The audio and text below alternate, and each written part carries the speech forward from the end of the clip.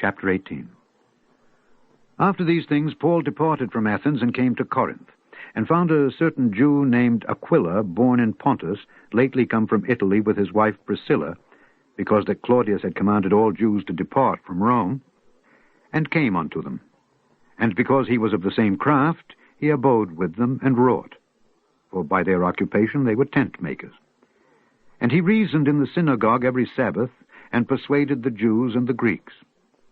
And when Silas and Timotheus were come from Macedonia, Paul was pressed in the Spirit, and testified to the Jews that Jesus was Christ. And when they opposed themselves and blasphemed, he shook his raiment, and said unto them, Your blood be upon your own heads. I am clean. From henceforth I will go unto the Gentiles. And he departed thence, and entered into a certain man's house named Justus, one that worshipped God, whose house joined hard to the synagogue. And Crispus, the chief ruler of the synagogue, believed on the Lord with all his house. And many of the Corinthians, hearing, believed and were baptized. Then spake the Lord to Paul in the night by a vision, Be not afraid, but speak, and hold not thy peace. For I am with thee, and no man shall set on thee to hurt thee, for I have much people in this city. And he continued there 1 year and 6 months, teaching the word of God among them. And when Gallio was the deputy of Achaia, the Jews made insurrection with one accord against Paul, and brought him to the judgment seat, saying, This fellow persuadeth men to worship God contrary to the law. And when Paul was now about to open his mouth, Gallio said unto the Jews, If it were a matter of wrong or wicked lewdness, O ye Jews, reason would that I should bear with you. But if it be a question of words and names and of your law, look ye to it, for I will be no judge of such matters. And he drave them from the judgment seat.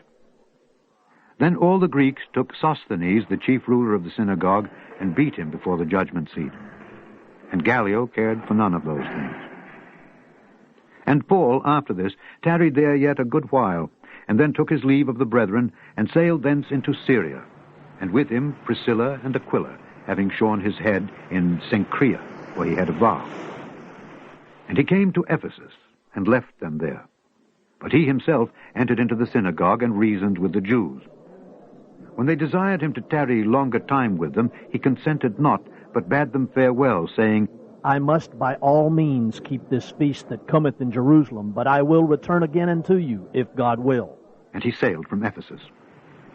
And when he had landed at Caesarea, and gone up and saluted the church, he went down to Antioch. And after he had spent some time there, he departed and went over all the country of Galatia and Phrygia in order, strengthening all the disciples. And a certain Jew named Apollos, born at Alexandria, an eloquent man and mighty in the Scriptures, came to Ephesus.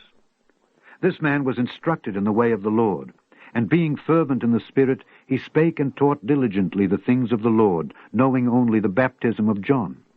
And he began to speak boldly in the synagogue, whom, when Aquila and Priscilla had heard, they took him unto them, and expounded unto him the way of God more perfectly.